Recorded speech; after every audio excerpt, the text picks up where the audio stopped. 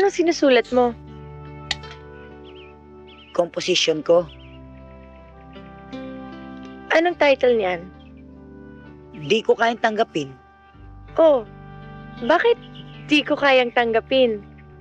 Kasi, sa buong buhay ko, hindi ko pa naranasang umibig. Kaya hindi ko yata matatanggap pag ako'y nabigo. Ikaw, may boyfriend ka na ba? Oh, nasa Amerika siya. Mahal mo ba siya? Ewan ko. Hindi ko naman siya hinahanap eh. Danny, para sa'yo, anong ibig sabihin ng love?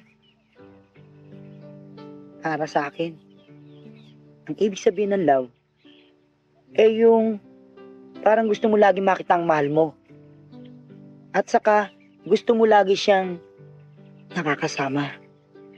At saka, parang hindi ka laging napapalagay kung wala siya.